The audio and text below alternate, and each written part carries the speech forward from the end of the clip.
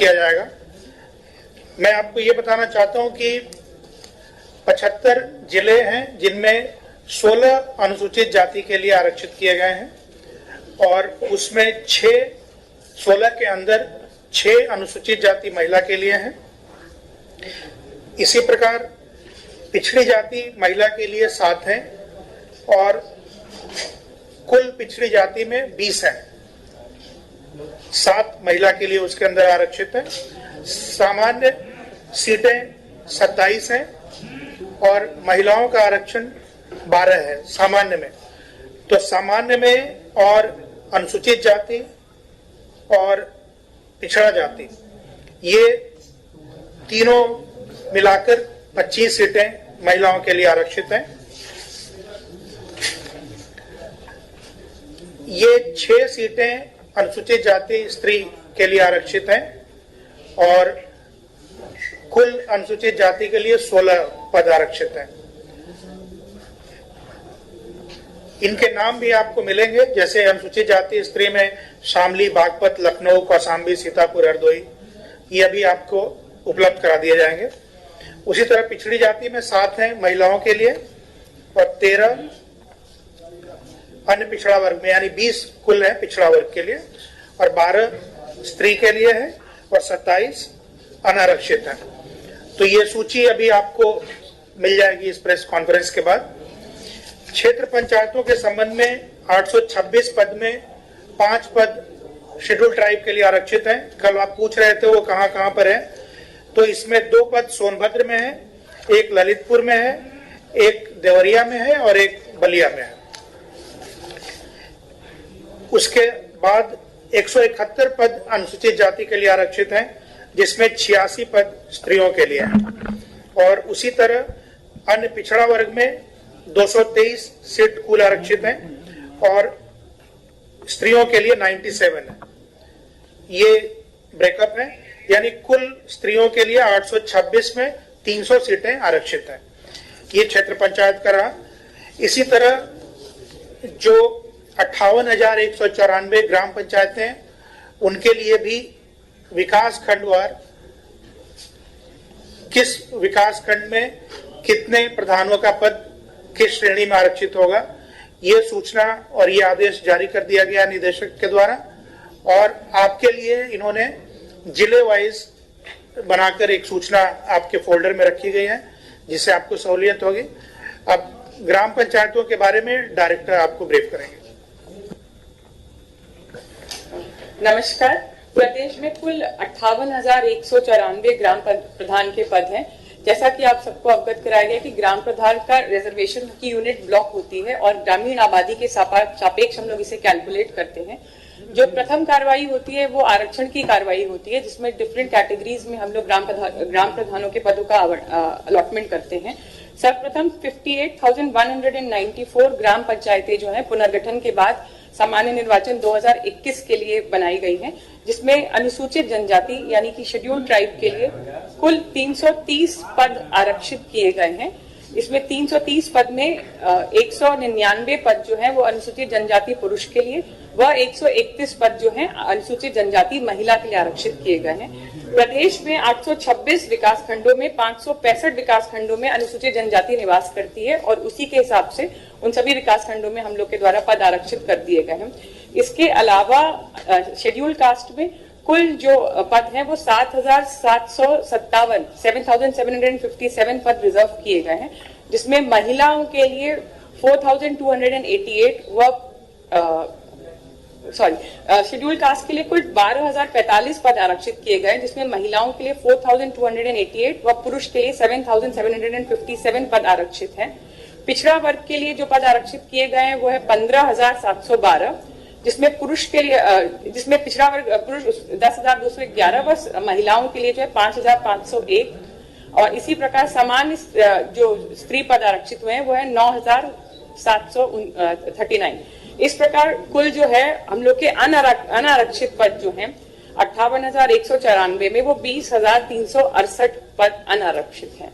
ये सभी विकास खंडों द्वारा जो प्रधान की आरक्षण की यूनिट होती है वो ब्लॉक होता है, तो निदेशालय द्वारा हर ब्लॉक में कुल ग्राम पंचायत के सापेक्ष कितने पद किस कैटेगरी में होंगे आज ये जारी कर दिया जा रहा है, और इसके बाद जिलाधिकारी द्वारा उन कैटेगरी के सापेक्ष जो है ग्राम पंचायतों का आवंटन वहां पे सुनिश्चित किया जाएगा। ये समस्त कार्रवाई जिलाधिकारी को 15 मार्च तक पूर्ण कर लेनी है। एक सवाल है जी, 2015 के चुनाव के अपेक्षा से इस बार ओबीसी और एससी की सीटें कितनी घटी हैं कितनी बढ़ी? देखिए, कुल आबादी 7 लाख कम हुई है, यानी इतनी आबादी शहर में चली गई है। जो नगरीय निकाय बने हैं उसकी वजह से ये नगर में चले गए हैं। जो हमारा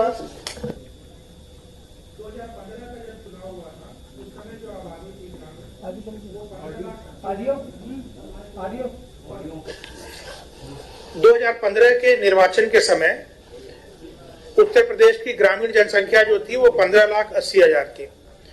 2021 में जब हम अभी चुनाव कराने जा रहे हैं तो अब ये संख्या 15,20,000 है, यानी लगभग 60,59,000 जो आबादी का क्षेत्र नगरीय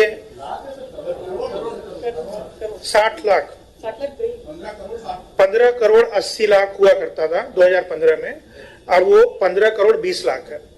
तो 60,59,000 आबादी शहरों में चली गई है। जो नए 565 ये शहर बनाए गए हैं। दूसरा सवाल आपने पूछा कि वार्डों में और सीटों में क्या परिवर्तन हुआ है। मैं कुल बता देता हूं आपको। जिला पंचायत अध्यक्ष के लेवल पे कोई परिवर्तन नहीं है। सदस्य के लेवल पे 69 वार्ड घटे हैं।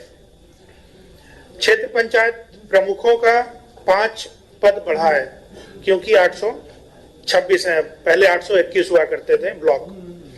क्षेत्र पंचायत सदस्यों की संख्या 1946 घटी है, पहले 77,801 था, अब 75,855 है। ग्राम पंचायत प्रधानों की संख्या 880 कम हुई है, पहले 59,074 पे निर्वाचन कराया गया था 2015 में, इस बार 58,194 पर निर्वाचन कराया जाएगा। ग्राम पंचायत सदस्यों की जो संख्या है वो 12,745 कम हुई है पिछली 2015 के निर्वाचन की तुलना में।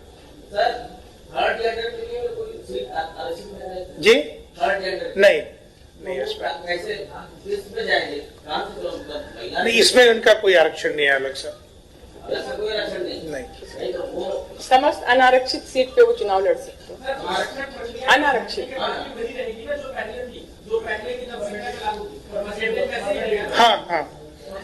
हाँ, शेड्यूल कास्ट का जो परसेंटेज 20.86 है वो वही रहेगा। शेड्यूल ट्राइब का 0.5677 था, वही रहेगा। और ओबीसी का अधिकतम 27% लिया जाता है, क्योंकि स्टेट एवरेज 53% है।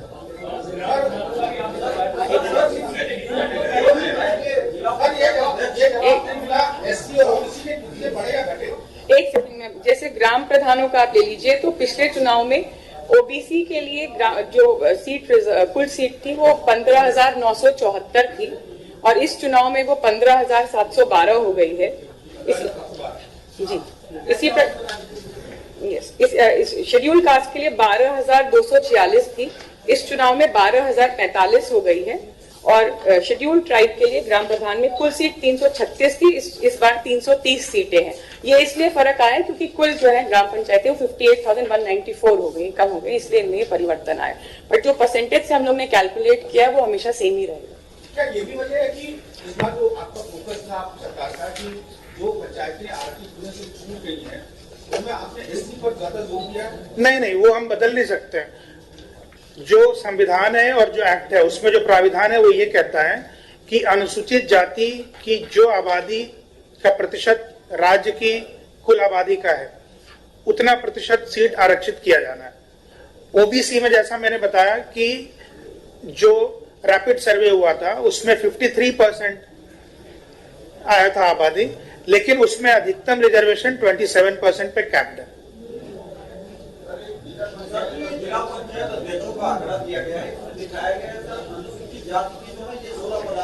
16 पद आरक्षित है जी। जी, महिला आप देखेंगे 12 नहीं, मैं बता रहा हूँ आपको। अब किसको जोड़ रहे हैं? जो पहले चार्ट दिया था हमने, उसमें नीचे एक नोट लगा हुआ है।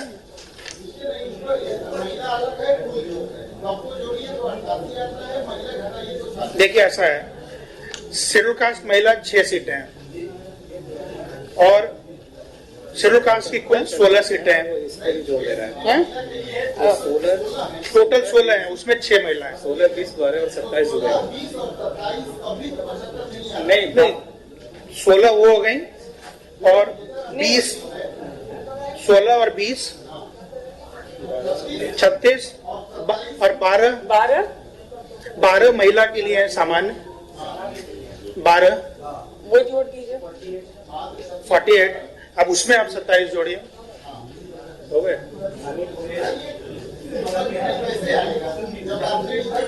आप उसको इधर लाएंगे, मैं दिखा दूंगा। वो उसके नीचे नोट, नहीं ये हाँ, जो नोट लिखा है ना नीचे, एक नोट उसमें लिखा है। एक्चुअली महिला की अपनी इंडिपेंडेंट वो एक है, कैटेगरी होती है महिला के लिए जिसमें हम लोग रिजर्वेशन करते हैं, इसलिए वो अलग से। ठीक है, और कोई सवाल?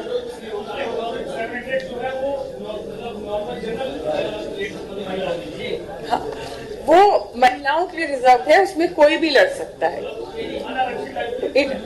हाँ। Yes, it is reserve for women candidate, कोई भी लड़ सकता है।